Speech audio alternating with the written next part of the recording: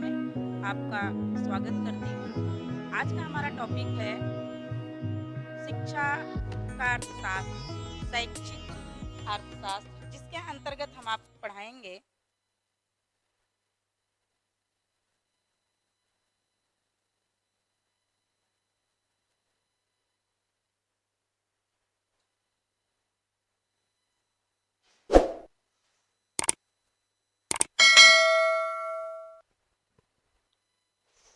शिक्षा का अर्थशास्त्र, जिसमें पहला टॉपिक हमारा है शैक्षिक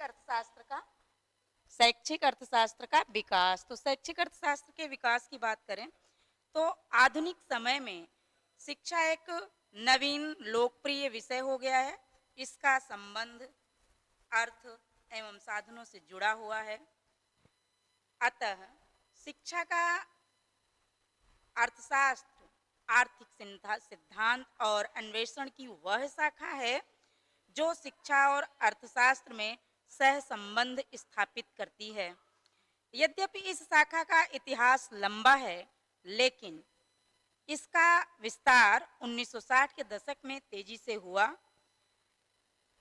क्लासिक अर्थशास्त्री Adam Smith, John Stuart Mill और अल्फ्रेड मार्शल के 18वीं और 19वीं शताब्दी में लिखे गए लेखों ने सबका ध्यान शिक्षा की महत्ता की ओर आकर्षित किया। तभी से शिक्षा को एक प्रकार का राष्ट्रीय निवेश माना गया। अंततः इस विषय पर सोच विचार हुआ कि शिक्षा का वित्तीय प्रबंध किस प्रकार किया जाए। अर्थशास्त्र के प्रादुर्भाव की बात करें तो अर्थशास्त्र के प्रादुर्भाव के संबंध में यद्यपि कोई निश्चित तिथि नहीं दी जा सकती है, फिर भी यह विज्ञान आदिकाल से ही किसी न किसी रूप में विद्यमान रहा है। अपने साधारण रूप में यह उसी समय से विद्यमान रहा है जब से विचारशील व्यक्ति ने जीविकोपार्जन का प्रारंभ किया। उचित विश्लेषण के लिए स्पष्ट परिभाषाओं का होना नितांत आवश्यक माना जाता है। सामाजिक विज्ञानों का साहित्य इस बात का प्रमाण है कि मौलिक विचारों में अस्पष्टता के कारण भूले अनावश्यक भक्ति एवं लंबा विवाद उत्पन्न हो सकता है। शिक्षा के अर्थशास्त्र का जो संप्रत्यय है हमारे, उसकी बात करें तो शिक्षा का अर्थशास्त्र एक नवोदित, एकदम नया नवीन क्षेत्र है। विगत 50 वर्षों से यह शिक्षा शास्त्र के अस्तित्व में आया है। भारत में अभी इस क्षेत्र पर ज्यादा चिंतन, मनन, शोध नहीं हो पाया, किंतु फिर भी शिक्षा के अर्थशास्त्र का प्रभाव नीति निर्धारण, शिक्षा व्यवस्था के नियोजन, संगठन, मूल्यांकन पर निश्चित रूप से पड़ा है। भारत में सर्वप्रथम स्वतंत्रता के बाद दौलत सिंह कोठारी की अध्यक्षता वाले शिक्षा आयोग 1964-66 का जो है, उसमें शिक्षा को राष्ट्रीय विकास का अमोघ अस्त्र स्वीकार करते हुए शिक्षा की व्याख्या अर्थशास्त्रीय संदर्भ में करता है। शिक्षा पर किए जाने वाले व्यय, उससे मिलने वाले लाभ, शिक्षा का बजट, शिक्षा को मिलने वाले अनुदान, शिक्षा का आर्थिक विकास में योगदान, कुशल जनशक्ति निर्माण में शिक्षा की भूमिका मानी जाती रही है। शिक्षा के अर्थशास्त्र के प्रतिपाद्य विषय वस्तु के अंतर्गत शिक्षा शास्त्र मानव कल्याण, समाज कल्याण में शिक्षा में लगाए जाने वाले धन, जो निवेश किया जाता है तथा उसके लाभ, प्रतिफल, इनका अध्ययन करता है।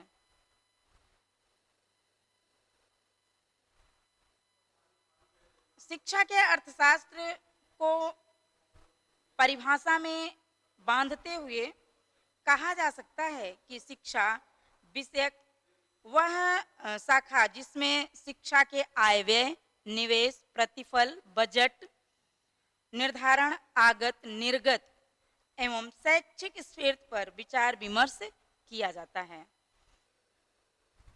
तथा शिक्षा का मानव संसाधन के सापेक्ष आर्थिक विकास के संबंध में उसके वित्तीय पहलुओं का अध्ययन किया जाता है।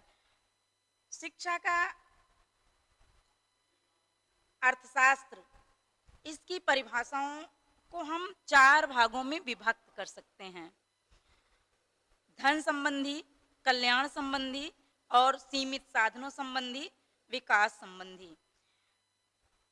तो मैं ने इस संबंध में अपने विचार व्यक्त करते हुए कहा धन संबंधी परिभाषा में कि स्मिथ ने वह सब ग्रहण कर लिया जो फ्रेंच एवं अंग्रेजी विद्वानों के विचारों में सर्वोत्तम था, उचित था। उन सब चीजों को ग्रहण किया। उन्होंने इन सब विचारों को एक नवीन रूप प्रदान किया और विभिन्न सिद्धांतों को एक सूत्र में बांधकर विचारों के अनुरूप एक सुंदर तथा तर्कशील क्लेवर का निर्माण किया। कल्याण संबंधी अर्थशास्त्र की जो परिभाषा है, कैनन ने कहा कि राजनीतिक अर्थशास्त्र का उद्देश्य सामान्य कारणों की विवेचना करना है जिन पर मानव का भौतिक कल्याण निर्भर करता है। सीमित साधनों के अंतर्गत रॉबिन्स ने बताया, प्रोफेसर रॉबिन्स ने कहा कि अर्थशास्त्र वह विज्ञान है जो मानव आचरण का अध्ययन सीमित साधनों जिनके वैकल्पिक प्रयोग हो सकते हैं तथा लक्ष्यों के संबंध के रूप में करता है। विकास संबंधी परिभाषा को परिभाषित करते हुए प्रोफेसर सैमुअल्सन ने कहा कि अर्थशास्त्र इस बात का अध्ययन करता है, इस बात का चिंतन करता है कि व्यक्ति और समाज विभिन्न प्रयोगों में लगाए जा रहे सीमित साधनों का चुनाव मुद्रा के प्रयोग द्वारा अथवा बिना इसके प्रयोग के एक निश्चित समयावधि में विभिन्न वस्तुओं के उत्पादन में लगाने एवं उनको समाज में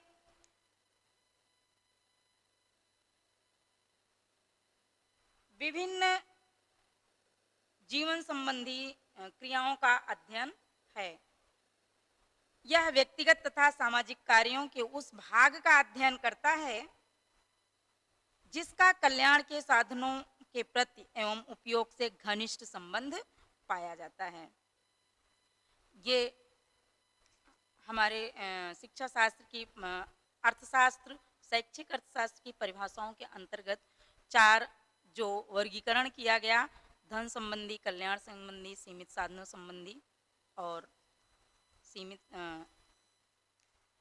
विभिन्न विकास संबंधी, ये इनके आधार पर अर्थशास्त्र की ऐसे जो परिभाषाएं हैं अर्थशास्त्र के लिए, प्रोफेसर मेहता ने कहा कि अर्थशास्त्र वह विज्ञान है जो मानव के उन आचरणों का अध्ययन करता है जिनका संबंध आवश्यकताओं को कम करने से है। के.ई. बोल्डिंग ने कहा कि अर्थशास्त्र परिणामों का वैज्ञानिक अध्ययन है। अर्थशास्त्र परिणामों का वैज्ञानिक अध्ययन है।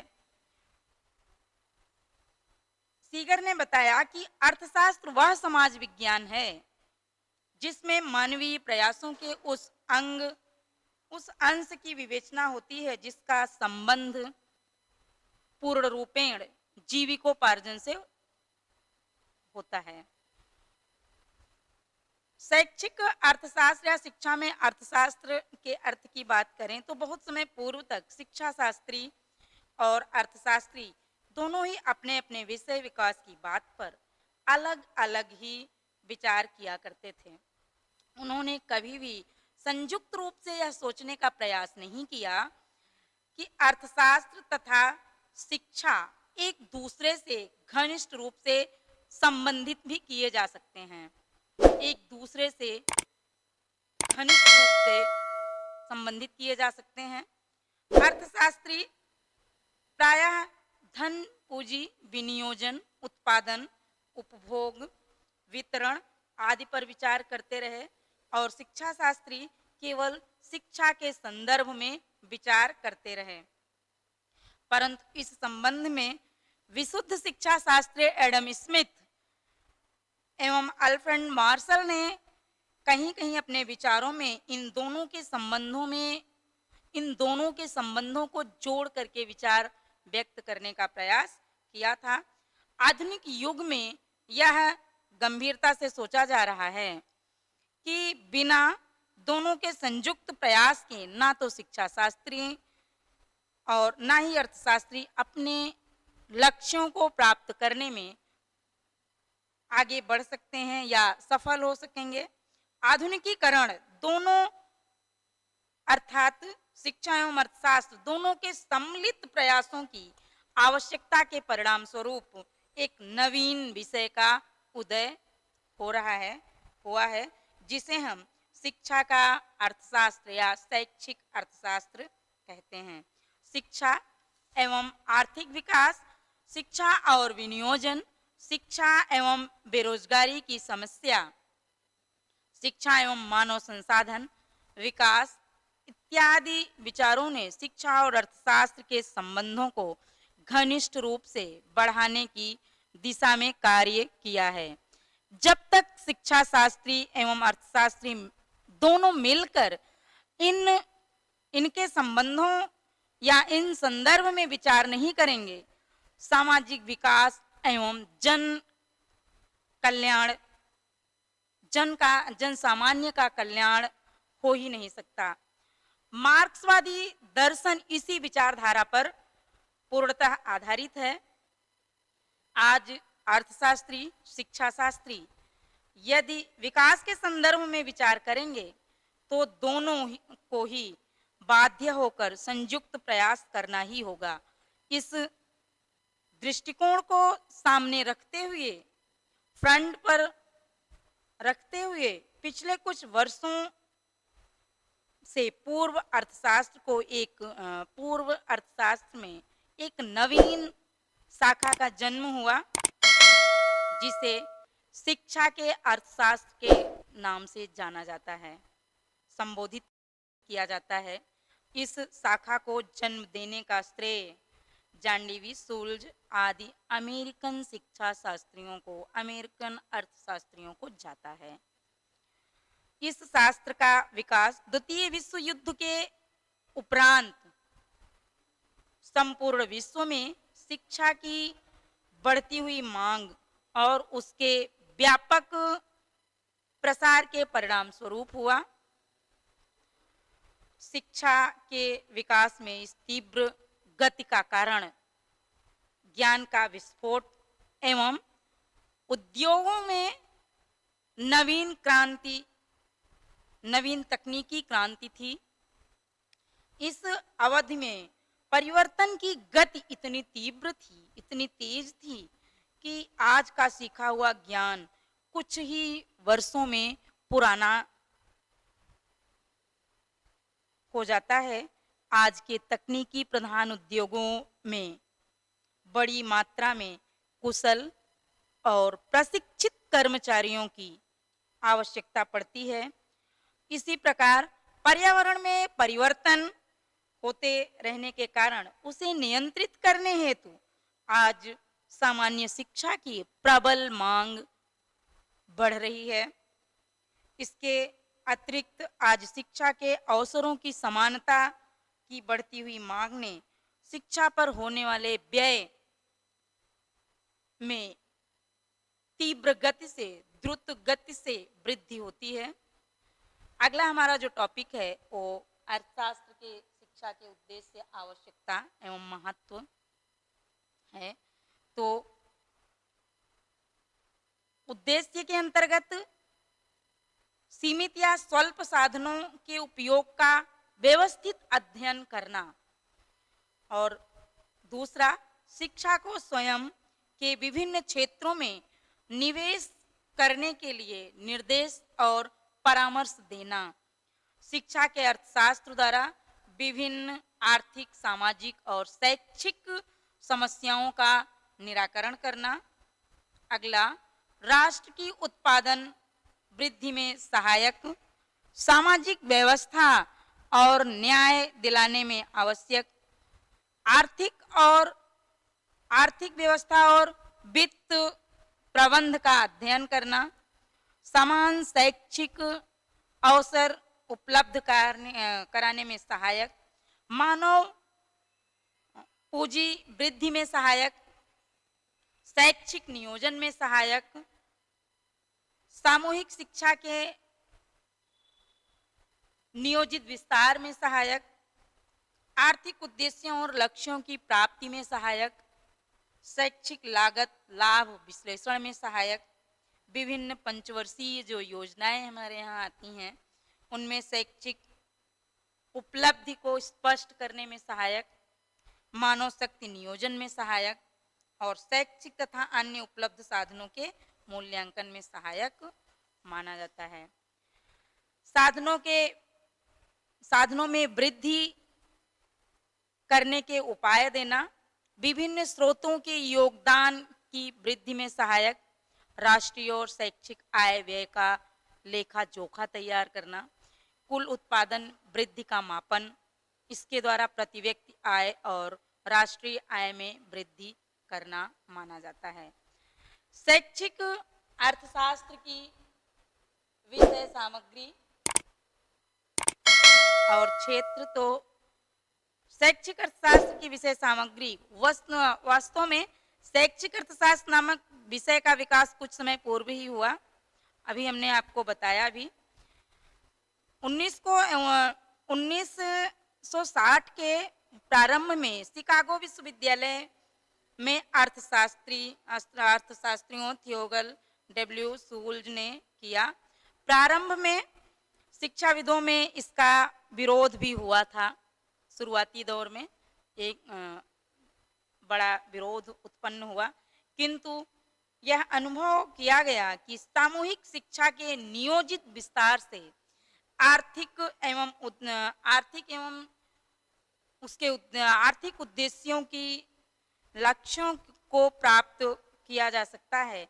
तभी से शिक्षा शास्त्रियों का ध्यान समस्याओं की ओर आकृष्ट हुआ। प्रत्येक राष्ट्र को अपनी शिक्षा व्यवस्था पर कितना व्यय करना चाहिए, ये जो समस्या थी, इस तरफ ध्यान गया अर्थशास्त्रियों और शिक्षा शास्त्रियों का। इस व्यय को किस प्रकार एकत्रित किया जाएगा, शिक्षा की भिन्न जो शाखाएं हैं उन पर व्यय का वितरण किस प्रकार किया जाए, छात्रों के समय, शिक्षकों, भवनों, उपकरणों का अधिकतम सामंजस्य तथा संतुलन कैसे किया जाए, औपचारिक और अनौपचारिक शिक्षा का समन्वय कैसे किया जाए, ये इन सारी समस्याओं की तरफ दोनों अर्थशास्त्रियों और शिक्षा शास्त्रियों दोनों का ध्यान आकृष्ट हुआ। परिणाम स्वरूप अब शिक्षा के आयोजन एवं नीति निर्धारण में अर्थशास्त्रियों का महत्व बढ़ गया। अब शिक्षा के आयोजन में आर्थिक नियोजन की प्रविधियों का प्रयोग हो रहा है, परंतु शिक्षा से जिन आर्थिक उद्देश्यों की पूर्ति हो सकती है वह सीमित हैं। उसमें आय का वितरण एवं शिक्षा के राष्ट्रीय उत्पादन की वृद्धि में योगदान प्रमुख है। इनका संबंध शिक्षा और सांस्कृतिक प्रभावों से नहीं है। टॉपिक है आपका शिक्षा के आर्थिक संघटक। शिक्षा के आर्थिक संघटक में बताएं आपको कि विद्यालय में छात्र पढ़कर आनंद लेने एवं धनोपार्जन की क्षमता को बढ़ाने की योग्यता प्राप्त करता है। शिक्षा द्वारा इन योग्यताओं को अर्जित करता है। इन्हीं योग्यताओं के कारण व्यक्ति के वेतन और पारिश्रमिक का स्वरूप परिवर्तित हो जाता है। इससे बचत राशि में वृद्धि एवं पूंजी निर्माण की क्रिया में परिवर्तन हो जाता है। अर्थशास्त्र की दृष्टि से शिक्षा द्वारा प्राप्त इन लाभों को 3 भागों में बांटा जा सकता है। पहला है आपका एक उद्योग के रूप में शिक्षा, मतलब कहने का औद्योगिक अर्थशास्त्र, उद्योग के रूप में शिक्षा। तो आधुनिक युग में औद्योगिक प्रबंध तथा संगठन का विशेष महत्व दिखाई देता है। यह महत्व दिन प्रतिदिन द्रुत गति से आगे बढ़ता जा रहा है। कहा जाता है कि औद्योगिकी तथा प्रबंध उद्योग रूपी शरीर का मस्तिष्क है।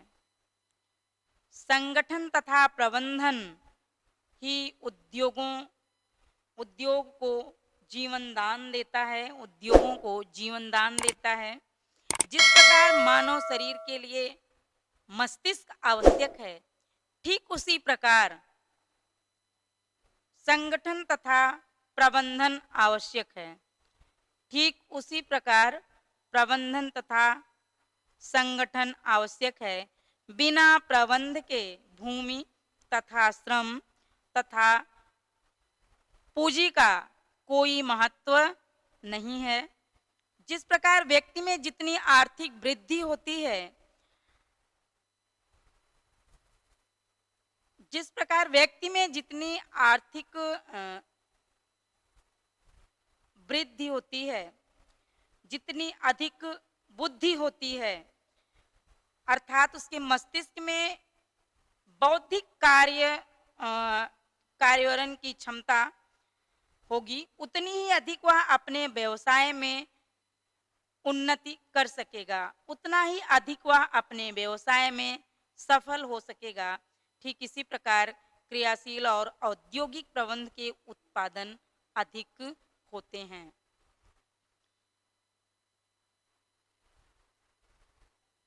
औद्योगिक संगठन का अर्थ, औद्योगिक संगठन के अर्थ को हम आधुनिक युग में औद्योगिकी प्रबंध को एक अनिवार्य आवश्यकता मानते हैं।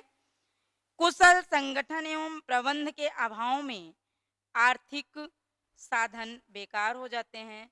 वैसे आपको बताएं कि औद्योगिकी प्रबंध 2 शब्दों से मिलकर बना है, औद्योगिक और प्रबंध। औद्योगिक और प्रबंध, औद्योगिक प्रबंध। औद्योगिकी का अर्थ है, औद्योगिकी शब्द का संबंध उद्योग से है बच्चों, परंतु प्रश्न यह है कि उद्योग नया है। उद्योग नया शब्द जो आया शिक्षा में, क्या है? उद्योग नया है, नया शब्द जो आया शिक्षा में, उद्योग क्या है? तो उद्योग शब्द का तात्पर्य उपलब्ध प्राकृतिक संसाधनों से उत्पादन पदार्थों अथवा उपभोक्ताओं के हेतु पदार्थों का निर्माण करना है। इन पदार्थों का निर्माण करने में जिन क्रियाओं का सहारा लिया जाता है, सामूहिक रूप से उन्हीं को हम उद्योग कहते हैं। परंतु उद्योग शब्द से आशय किसी वस्तु को उत्पन्न करना नहीं, बल्कि जिनका हम सहारा लेते हैं उनको हम उद्योग कहते हैं। मनुष्य किसी वस्तु को उत्पन्न नहीं कर सकता। किसी वस्तु को उत्पन्न करना प्रकृति का कार्य है। मानव किसी वस्तु को उत्पन्न नहीं कर सकता। वस्तु को उत्पन्न करना प्रकृति का कार्य है। मनुष्य प्रकृति द्वारा उत्पन्न कर उपयोगिता में वृद्धि कर सकता है। मनुष्य प्रकृति के द्वारा उत्पन्न वस्तुओं में उसको उपयोग में लेकर वृद्धि कर सकता है उत्पादन में। इस प्रकार संकुचित अर्थ में उद्योग से तात्पर्य प्रकृति द्वारा प्रदत्त जो वस्तुएं हैं, उन वस्तुओं की उपयोगिता में वृद्धि उत्पन्न करना है। परंतु विस्तृत अर्थ में औद्योगिक शब्द का तात्पर्य इसके अतिरिक्त कुछ और भी है। औद्योगिक शब्द का व्यापक अर्थ में उद्योग में कुछ शब्द सम्मिलित किए जा सकते हैं, जैसे प्रकृति की साधनों की खोज करना, प्रकृति के साधनों की खोज करना, प्रकृति के साधनों का विदोहन करना, प्रकृति के साधनों का विदोहन करना, कृषि से संबंधित वस्तुओं को तैयार करना,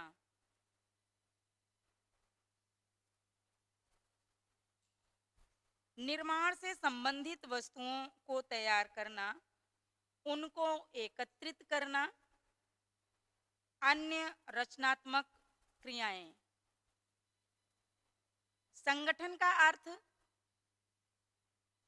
संगठन को अंग्रेजी में ऑर्गेनाइजेशन कहते हैं। ऑर्गेनाइजेशन शब्द की उत्पत्ति ऑर्गेनिज्म से मानी जाती है। इससे तात्पर्य, इसका अर्थ उस संरचना से है जिसका अनेक भागों में विभाजन हो, जिसका अनेक भागों में विभाजन हो, परंतु इसमें यह आवश्यक होता है कि इसे ताने बाने में जोड़ा जाए।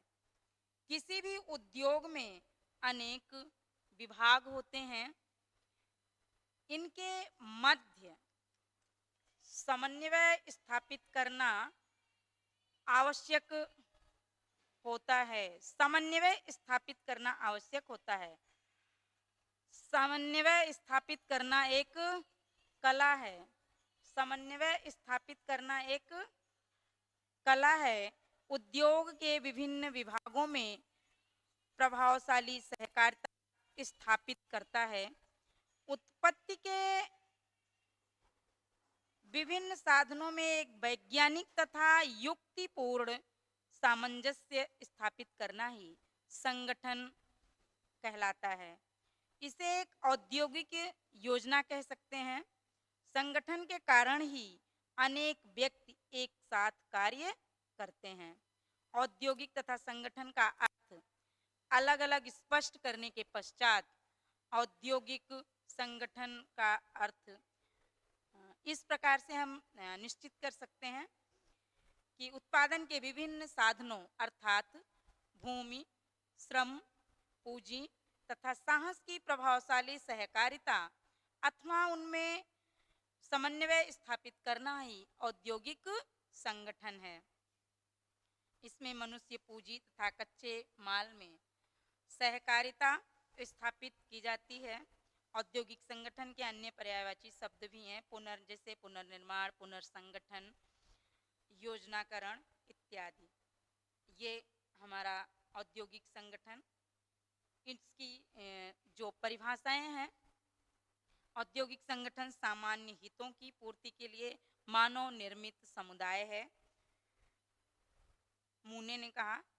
और जी मिलवर्ड कर्मचारियों तथा उनके कार्यों में एकीकरण तथा सामंजस्य स्थापित करना औद्योगिक संगठन कहलाता है। औद्योगिक संगठन की सफलता के जो तत्व हैं उसमें स्पष्ट उद्देश्य, उचित संगठन, कुशल प्रबंधन, पर्याप्त पूंजी, उचित आकार, उचित स्थानीकरण, नियोजन और शोध, औद्योगिक शोध और विपणन शोध, इस तरह से औद्योगिक संगठन की सफलता के ये तत्व माने जाते हैं।